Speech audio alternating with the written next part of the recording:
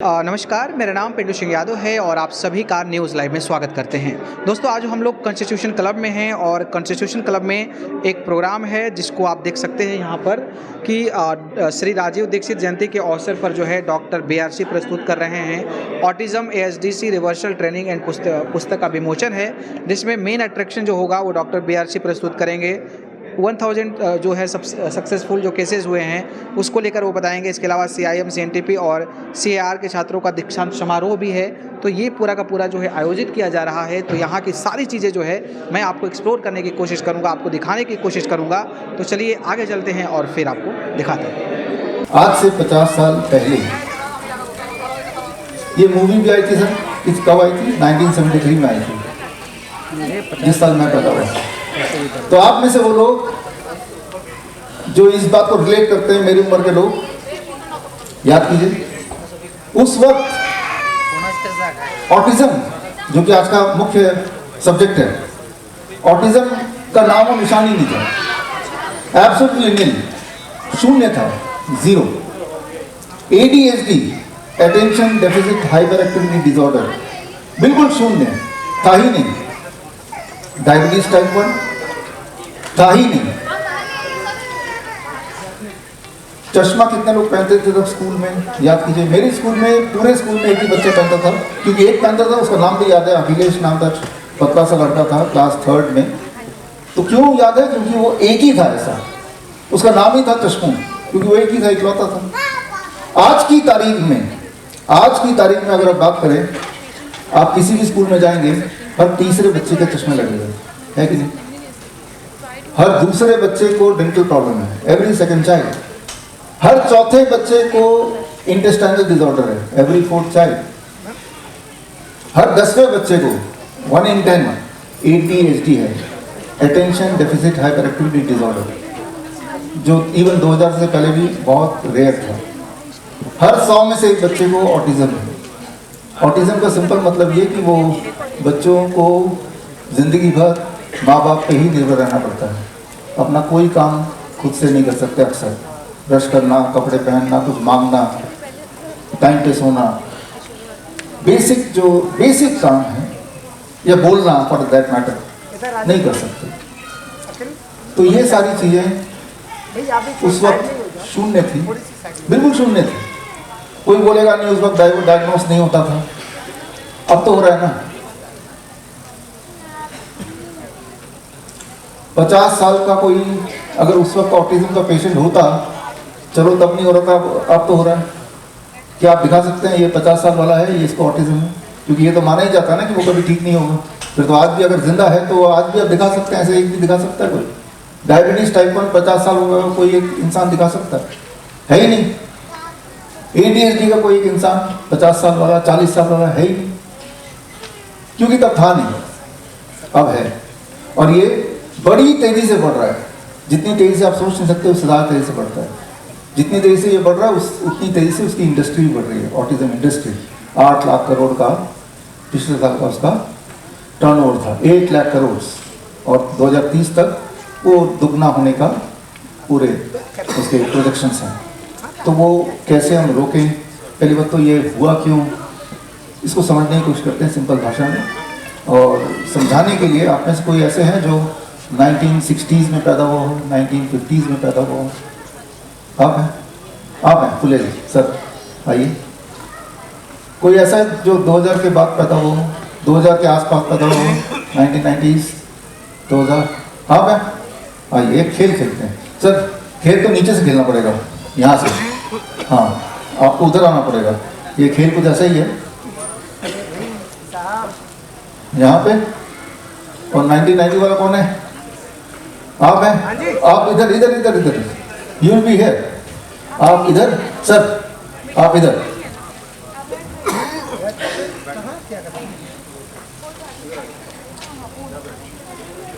ये सर इसको एम करना है, और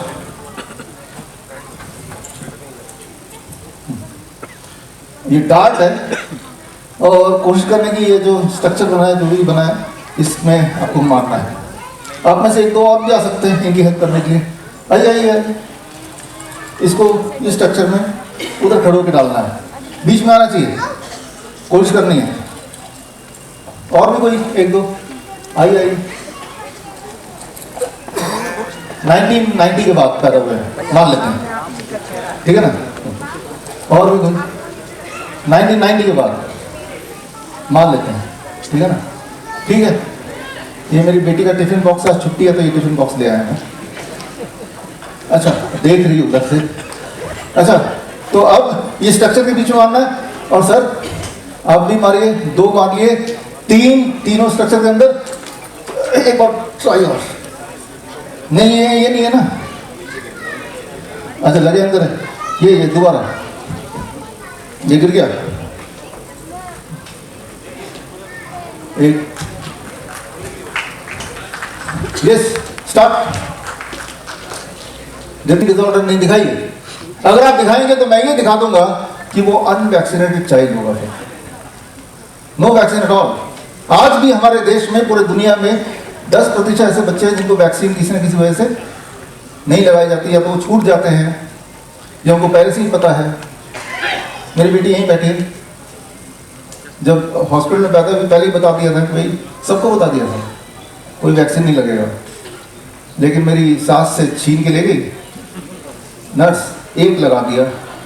वो एक के अलावा मेरी बेटी को पता नहीं चुभना क्या होता है, शी डजंट नो। तो मैं उदाहरण ये देना चाहता हूँ कि जरा देखिए क्या हालत है। तो जब भी आप अपने बच्चे को, इस वक्त ऑनलाइन जो लोग मुझसे जुड़े हैं, मैं उनसे भी जुड़ना चाहता हूँ। जूम के माध्यम से जुड़े हैं, यूट्यूब से जुड़े हैं, फेसबुक से जुड़े हैं, करीब 25 चैनल से लोग जुड़े हैं। जूम से जुड़े हैं करीब हमारे 5000 इस वक्त ऑटिज्म के पेशेंट्स हैं, 5000, लेकिन जूम की लिमिट 1000 की है, तो वो सारे जुड़े हैं। तो जो लोग जुड़े हैं उनको मैं बताना चाहता हूँ, वो लोग जो इस ऑटिज्म को खेल को समझ चुके हैं और इससे बाहर निकल चुके हैं, उनको मैं यहाँ स्क्रीन पे भी दिखाऊंगा। कुछ लोग यहाँ पे हैं भी हमारे पेशेंट, तो उनको भी हम मिलाएंगे। तो यहाँ पे ये इम्पॉर्टेंट बात जो आपको समझनी पड़ेगी, जितना ज़्यादा ये डार्ट गेम खेलेंगे अपने बच्चे के साथ, बच्चा क्या है, बच्चा इस फुटबॉल की तरह है। फुटबॉल की अपनी मर्जी नहीं है कुछ, वो गोल करेगा या ग्राउंड से बाहर जाएगा या वहीं रहेगा। फुटबॉल तो आ गया, अब वो कहाँ जाएगा वो फुटबॉल के बस में नहीं है। यहाँ पे हमारे जो टीम के मेंबर्स हैं, मेडिकल टीम के, वो भी स्टेज पे आ जाएं। अक्सर बुक लॉन्च हो रहा है, रॉकेट लॉन्च हो रहा है, पता नहीं क्या हो रहा है। अक्सर लोग मुझे पूछते हैं कि भाई इतना सारा काम कैसे करते हैं आप। तो आपको ये पता है, जिस तरह से फिल्म का हीरो होता है, अरे अभी खोलना नहीं है, अरे रुको रुको रुको रुको, अरे अभी सब लोग आए हमारी टीम के लोग, खोल लिया तो वही है, को दे दे रहे हैं, अभी ताली में मत बजाइएगा, इसी बहाने लगेगा कि इतने लोग आए हैं। तो जिस तरह से फिल्म का हीरो होता है, ऐसा लगता है कि यही गाना गा रहा है, इसने गाना बनाया होगा, यही डांस कर रहा है, यही सब कुछ कर रहा है, लेकिन उसके पीछे टीम पता होती नहीं, है, अब देखना उसके पीछे कोई डायरेक्टर हिंदी में भी होता इंग्लिश में भी है। है जिसकी एक विजन होती माया जा है। रही है बेटे तो को। आज मैं अपने डायरेक्टर से मिलाने वाला हूँ। नीरजा मेरी वाइफ यहाँ पे खड़ी है। ऐसा होना चाहिए ना, क्या? एक पेज हिंदी, हाँ, एक एक पेज पेज इंग्लिश, दोनों साइड इसके अलावा हमारी जो हिंदी टीम में है, उसी का मेडिकल टीम, एक बार हाथ रेस ऐसे कर बुक रेज कर दोनों के लिए फायदा दे। होगा। और इधर भी हैं, इधर भी हैं। अंग्रेज बनते हैं लोग। और खास करेगा हमारे ऑफिस में पिछले, जब से मैं कैंप प्रोटोकॉल स्टार्ट किया है, इस तरह की बातचीत होती है। जब ये बुक बन रहा था, इट वाज अ जर्नी। तो हम बोलते हैं ये हमारे बच्चे हैं, that is how the vocabulary started. और इसमें डॉक्टर मनीता यहाँ पे खड़ी है, तो चाहिए सब ये हमारे बच्चे, अक्सर हम देखते थे कि वो रोती है, मैंने रोती नहीं आप, तो अब हमें पता चल गया जब भी एक बच्चा ठीक होता है तो ये इनके आंसू निकल जाते हैं तब। और जब बच्चा ठीक नहीं होता है, या पेरेंट्स, शायद ही कोई पेरेंट होगा जिनको डॉक्टर नमिता की डांट अब तक नहीं पड़ी हो। और हम सब मिलके डॉक्टर नमिता को अक्सर बोलते हैं कि पेरेंट्स को मत डांटो। तो डॉक्टर ने बोलते हैं हमारे बच्चों का नुकसान कर रही है। मैंने बोला वो हमारे बच्चे नहीं, उन पेरेंट्स के बच्चे, हमें सिर्फ बताना है। तो कह रही है हम, ये सारे बच्चे ठीक हो सकते हैं और ये पेरेंट्स नुकसान कर रहे हैं, एंटीबायोटिक दे के नुकसान कर रहे हैं। तो मैंने उनको बोला कि भाई ऐसी ही भाषा अगर यूज़ करोगे, पेरेंट्स को डांटोगे और तो पेरेंट्स बुरा मान गए, कुछ लोगों की कंप्लेंट भी आई हमारे पास कि हमें तो ऐसा ढंग से बिहेव नहीं करते। हाँ, आपको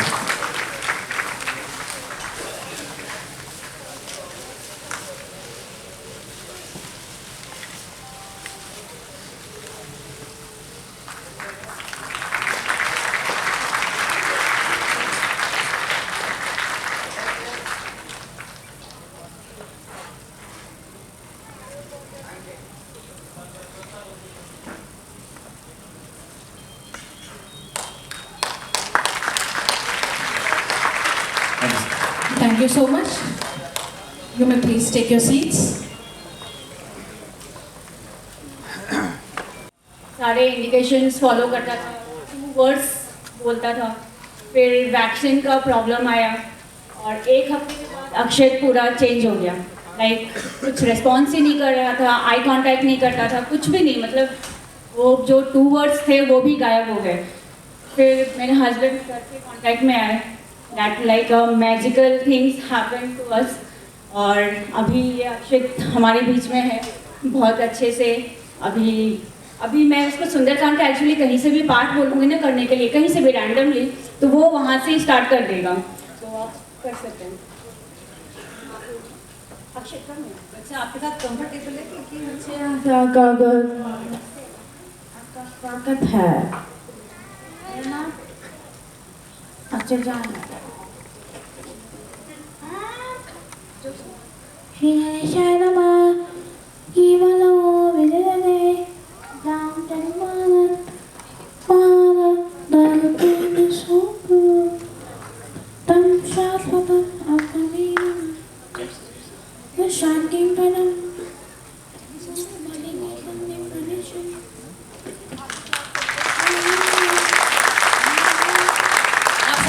ये बच्चा चेन्नई से आया है और यहाँ पर अपने जहाँ ये रुका हुआ है, इस तरह के बच्चों को बहुत एंजाइटी होती है अगर अपने कंफर्ट जोन से बाहर निकलते हैं। फिर भी ये बच्चा 3 दिन से ट्रेवलिंग करके आपके पास स्टेज पर आया सुंदरकांड का पाठ सुनाने के लिए कि शायद अब तो दुनिया जाग जाए, अब तो हमें मार्केटिंग ना करनी पड़े, रोज हमें 2-3 टेस्टिमोनियल्स देने पड़ते हैं। हमारी जिंदगी तो इसी में निकल रही है, मार्केटिंग में पट्टा बना के डॉक्टर बीआरसी अगेंस्ट वैक्सीनेशन अपने चल क्या रहे हैं, जागो। आगे बढ़ते हैं, मार्केटिंग के बाद आगे बढ़ते हैं। आई थिंक अभी मैं रैंडमली उसको बोलूँगी कहीं से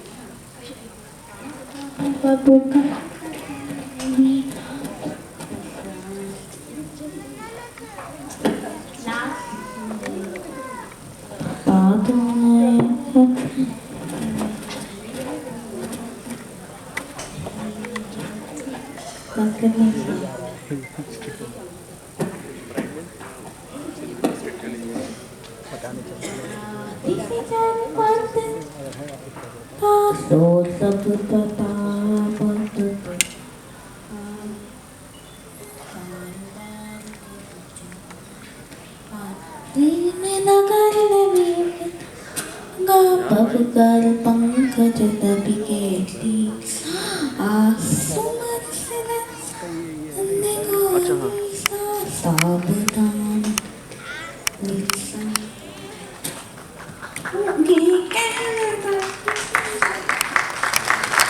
गोरी बच्चे जो बोल नहीं पाते थे।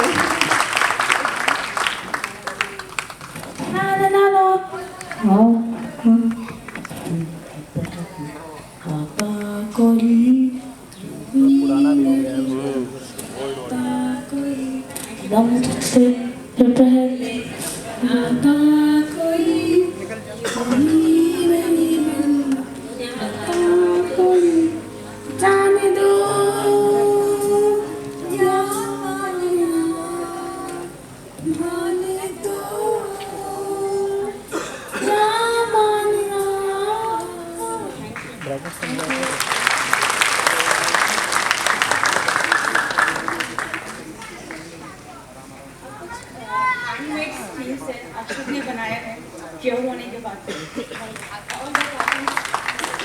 अच्छा, कार्टून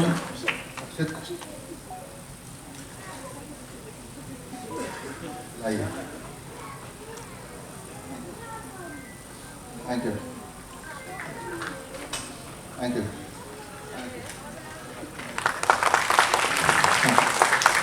अक्षित, अच्छा ये गणेशा ये सब अक्षित ने बनाया। अभी 1 वीक और क्या पिछले 2 महीने में जब कैन प्रोटोकॉल अप्लाई किया, ये देख के बनाया, ये प्रेस करना है। हमारे पास भी अक्षित को देने के लिए है, वो ऑनर अक्षित, ये आपके लिए भी। आप ऑल टुगेदर चेन्नई से आई और मकसद ये था कि पिछले 2 महीने में जो किया उससे जो डेवलपमेंट हुआ, इम्प्रूवमेंट हुआ, जो आपके सामने है और जिसको हम थोड़ा डिटेल में समझेंगे, और वो आप तक शेयर करने के लिए, एक होप देने के लिए कि autism. Thank you, thank you. अब थैंक यू। अक्षित की जर्नी कंप्लीट नहीं हुई, लेकिन शुरू हो गई, आवाज़ आने लगी है, बोलने लगा है। पहले क्या था, बिल्कुल पहले क्या था वो तो आपने देखा था, राइट? छोटे बच्चे में तो वो बोलता था, नॉर्मल था। और हमसे मिलने से पहले 29 अगस्त को अक्षित ने हमारा कैन प्रोटोकॉल ज्वाइन किया। कैन प्रोटोकॉल क्या है अभी आपको पता चल जाएगा। और ज्वाइन करते वक्त उस वक्त जो अक्षित के रेस्टलेसनेस था, स्पीच वाज इकोलाइलिक। इकोलाइलिक मतलब अगर आप बोलेंगे आपका नाम क्या है, वो बच्चा बोलेगा आपका नाम क्या है। आप कहाँ जा रहे हैं, बच्चा बोलेगा आप कहाँ जा रहे हैं। लेकिन वो आपने देखा वो बिल्कुल ख़त्म हो गया। सवाल का जवाब देना होता है, सवाल को दोबारा रिपीट नहीं करना होता है। सो ये एक कॉमन सिम्टम है, राइट? और अब नए शब्द बोलना कोशिश करता है, हम्बल हो गया है, एक जगह खड़ा रह सकता है, रेस्टलेस नहीं है, एग्रेसिवनेस जो पहले था वो अब नहीं है, कम हो गया है। तो ये सारे पहले अक्षित स्पीच थेरेपी, ऑक्यूपेशनल थेरेपी में जाता था। याद रखिए ये जो सारे थेरेपीज हैं, speech therapy, occupational therapy, behavioural therapy, ये एंगेज करने वाली बात है, मतलब इन्हें फंसा के रखो। और हर महीने 25 से 50 हज़ार रुपये पेरेंट के जाते हैं, समय तो जाता ही है। क्या कोई डेवलपमेंट, कोई इम्प्रूवमेंट होती है? 13 साल का है अक्षित और 13 साल से यही कर रहे हैं। 13 साल में से पहले 2 साल छोड़ भी दें, राइट? कोई भी डेवलपमेंट होनी होती तो हो चुका होता। और कैन प्रोटोकॉल में अक्षित ने क्या किया वो हम देखने की कोशिश करते हैं। और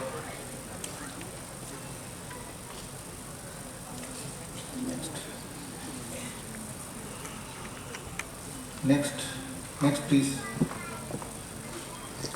नेक्स्ट स्लाइड। ये है कैन प्रोटोकॉल, इसको आपको समझना पड़ेगा। जो लोग मुझे सुन रहे हैं, चाहे यहाँ सुन रहे हैं, चाहे बाहर सुन रहे हैं, चाहे ऑनलाइन सुन रहे हैं, जो भी ऑटिज्म और ADHD के हमारे पेशेंट हैं, वो घर बैठ के उन्होंने यही किया जो अभी आप देख रहे हैं। ये परसेंटेज वाइज है। नीम थेरेपी किया, अक्षित के केस में 100% कर पाए। 100% मतलब कि कभी भी नहीं छोड़ा। नीम थेरेपी मतलब नीम बच्चे को खिलाना। सोच के लगता है बच्चा तो खाएगा नहीं। हमारे शायद ही कोई बच्चा होगा जो नीम नहीं खाता हो, आराम से खा लेते हैं, बड़े नहीं खाएंगे। बच्चे ले लेते हैं, बिटर है, कड़वा है, खा लेते हैं 100%। कितना? जैसे अक्षित का वजन लगभग 35 kg है या 40 kg है, तो 4 ग्राम रोज 1 चम्मच पानी में घोल के। उसके बाद 8 बजे के बाद डिनर नहीं करना, उससे पहले डिनर करना है। प्रोबायोटिक ड्रिंक रोज पीना, दिन में 1 बार या 2 बार।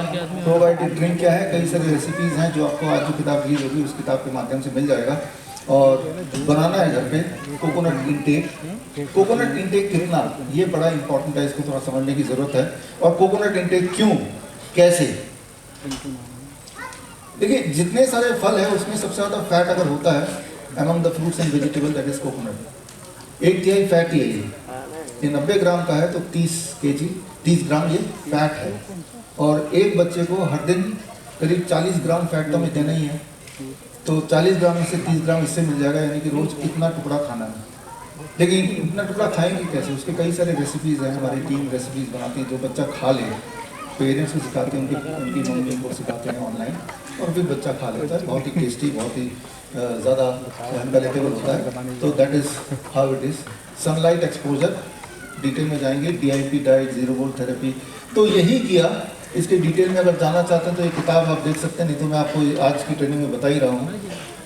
तो इस प्रकार अक्षित की डेवलपमेंट हुई, जो अभी आप देख रहे थे, अभी संपूर्ण ठीक नहीं है, लेकिन पहले कैसा था अगर आप देखना चाहते हैं।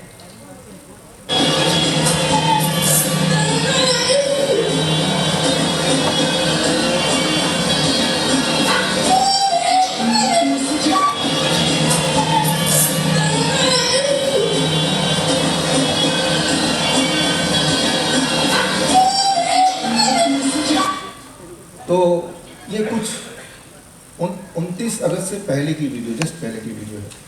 तो अब आप कंपेयर कर पा रहे होंगे छोटे में जस्ट नॉर्मल 29 अगस्त से पहले ये सिचुएशन और आज की सिचुएशन आपके सामने है, राइट।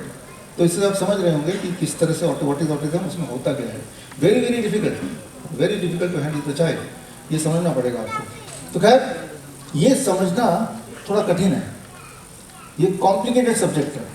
इसको समझाने के लिए मुझे थोड़ी सी फिल्मी मदद लेनी पड़ेगी। वो मूवी कौन सी थी आपने बताया था, यादों की बारात, देखिए आप में से किसी ने? जिन्होंने ये मूवी देखी है उनको आगे की कहानी समझ आने वाली है, और जिन्होंने मूवी नहीं देखी है वो मूवी अभी देखेंगे तो समझ जाएंगे। तो आज ये सब्जेक्ट आपको समझ आ जाए, ना केवल समझ आ जाए, आप घर में भी कर पाएँ। It is not just in context of autism and ADHD, it is in context of any kind of illness. आप देखेंगे ले देखे, चाहे वो फिजिकल इलनेस हो या ये न्यूरो डेवलपमेंटल डिसऑर्डर हो, ये सब आपस में जुड़े हुए हैं। लेकिन ये मामला इतना कॉम्प्लेक्स है या कॉम्प्लेक्स बना दिया गया कि उसे समझना सीधे वो भी इतने कम टाइम में थोड़ा मुश्किल है। तो हम सहारा लेंगे यादों की बारात का। तो जिन्होंने, काफ़ी लोगों ने नहीं देखी, तो मूवी देख लेते हैं, 1 मिनट में मूवी की कहानी से समझ जाएंगे, और फिर then you will be able to connect कि किस तरह से आपको डायग्नोस करना है, किस तरह से ट्रीटमेंट करना है, कब बदलाव एकदम से आ सकता है। कई सारे सवाल आपके क्लियर होने लगेंगे होपफुली। तो खैर थोड़ा सा 1 मिनट का यादों की बारात में चलते हैं, फिर कहानी से आगे हम लेके चलेंगे। Next slide. शंकर, रतन, विजय तैयार? हाँ, मैं भी तैयार हो जाता हूँ।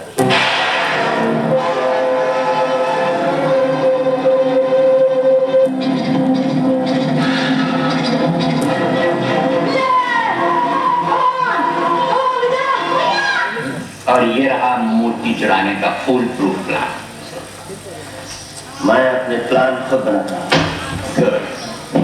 हेलो, हाँ बाबा बोलो। बेटा बधाई हो, आज अखबार में तुम्हारे पास होने की खबर पड़ी। Thank you Baba, thank you very much. मैं आपको एक 15 साल पुराना गाना सुनाता हूँ, इस प्रार्थना के साथ कि मेरी आवाज उन कानों तक पहुंच जाए जो कभी ये गाना मेरे साथ गाते थे, मेरे अपने भाई। जाओगे आप कहाँ होगे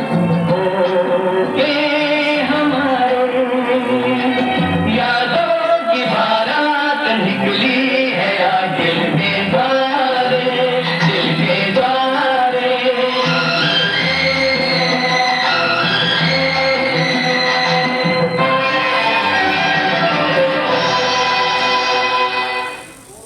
क्या बात समझ आई इसमें? बचपन में 3 भाई बिछड़ गए, एक हादसा हुआ, तीनों बिछड़ गए, तीनों 3 अलग अलग जगह पहुंच गए। जो कोई स्मगलर के वहाँ पहुंच गया तो स्मगलर बन गया, कोई गायक के वहाँ पहुंच गया तो गायक ही बन गया। तो वो क्या बनेगा वो डिपेंड करता है कि उसके सर्कमस्टेंस क्या रहे। लेकिन क्लाइमैक्स कब आया? जब उन्होंने सबने वो गाना सुना जो बचपन में उसकी मम्मी ने गाया था। फॉर्चुनेटली वो गाना एक सुना, तो ये गाना तो भाई मेरा भाई गा सकता है, किसी इंसान को तो ये गाना पता नहीं है। तो ऐसे वो लोग जुड़ गए, और उसके बाद इस तरह की कितनी सारी मूवी आई, राम और श्याम, अमर अकबर एंथम, सीता और गीता, जुड़वा 1, जुड़वा 2, दीवार, है ना, इसी थीम पे आए कि 2 भाई बिछड़ गए, फिर वो लॉकेट जो पहना हुआ था उसे पहचान लिया, वो टैटू जो था उसे पहचान लिया, और फिर दोबारा मिल गए, अपनी पुरानी परिस्थिति में आ गए। वो टैटू कब दिखता है, वो गाना कब सुनाई देता है, वो एक अलग अलग बात है। दैट इज़ वो किस्मत की बात है।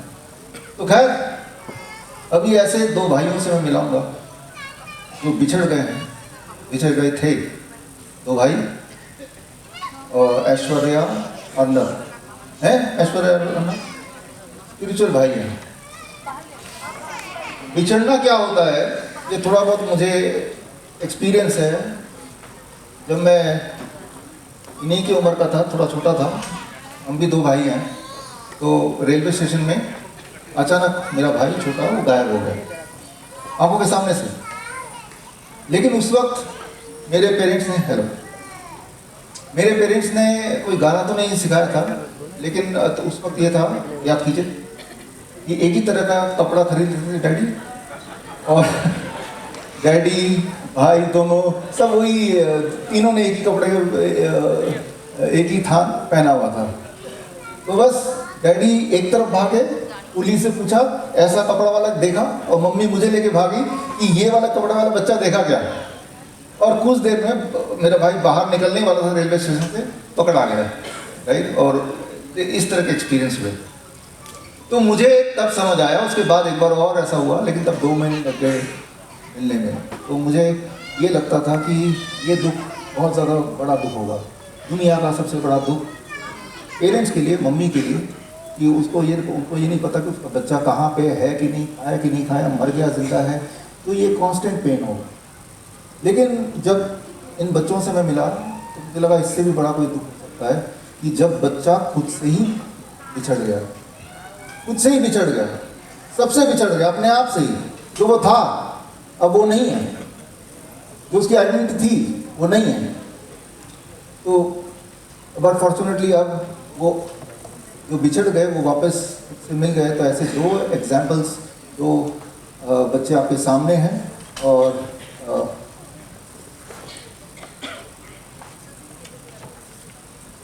ऐश्वर्या, मैं पहली बार मिल रहा हूँ सबसे। ऐश्वर्या आप में से कौन है?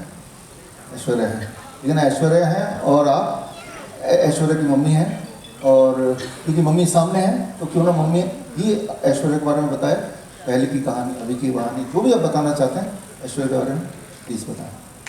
ऐश्वर्या जब 3.5 साल का था तब उसे ये डायग्नोज हुआ था कि हाइपर एक्टिव। तो ये जितनी देर अभी खड़ा हुआ है, इतना भी खड़ा होना पॉसिबल नहीं था। तो ये बिल्कुल राउंडिंग करेगा, जंपिंग करेगा, किसी के ऊपर चढ़ जाएगा, कुछ भी कर सकता था, आपसे कुछ भी बोलेगा, किसी से कुछ भी क्वेश्चन करेगा। इतना खड़ा होना इसके लिए पॉसिबल नहीं था। ये 2 महीने पहले तक भी नहीं था। जब से कैंप प्रोटोकॉल हमने फॉलो किया है उसके बाद से इसका ये मतलब आ गई है। मेरे लिए सबसे बड़ा चैलेंजिंग ये है कि मैं सिंगल मदर हूँ, इसके फादर नहीं है, और ये बहुत चैलेंजिंग लाइफ है मेरे लिए। तो मैं सर को बहुत हार्डली थैंक यू बोलना चाहती हूँ, मुझे मेरा बेटा वापस मिला है यहाँ से। Thank you sir. और तब कि इनको बोला गया था कि आपका बच्चा मंदबुद्धि है, बोला गया था कि मेरा बेटा कभी ठीक नहीं होगा, मंदबुद्धि रहेगा। आप ये माइंड में स्टेबल कर लें कि कभी ठीक नहीं होगा, आपको ऐसे ही लाइफ जीनी पड़ेगी और इसका हमेशा सपोर्ट बन के चलना पड़ेगा। मुझे बहुत टेंशन होता था कि मैं खुद भी कहती, मतलब मेरे लिए भी अभी समय इतना अच्छा नहीं है, मैं खुद भी अपना स्टेबल कर रही हूँ, अपने आप को बना रही हूँ, फिर इसकी भी परेशानियाँ कैसे ये होगा। पर जब से मैंने मैम से जुड़ा, मैं सर से जुड़ी, मुझे यकीन हो गया कि मेरा बेटा कुछ ना कुछ अच्छा करेगा। इसका जो लैंग्वेज है प्रॉपर नहीं था, अभी आप सुनेंगे ये बहुत अच्छे से बोलता है और सॉन्ग भी बहुत अच्छे से गा लेता है, गाना भी बहुत अच्छा गाता है ये बच्चा, बहुत अच्छे से गाता दो है। लाइन सुनवा दो।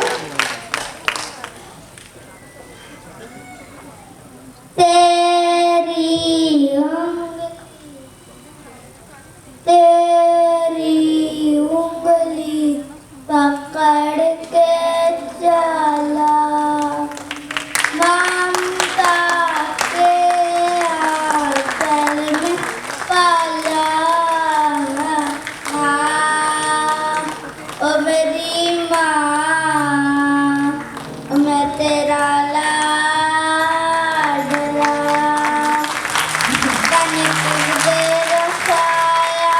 मैं तुझको थाम लूं, उठ के रब से पहले मैं तेरा नाम लूं, रखूं तुझे पलकों तले, पूजा करूं तेरी, तू ही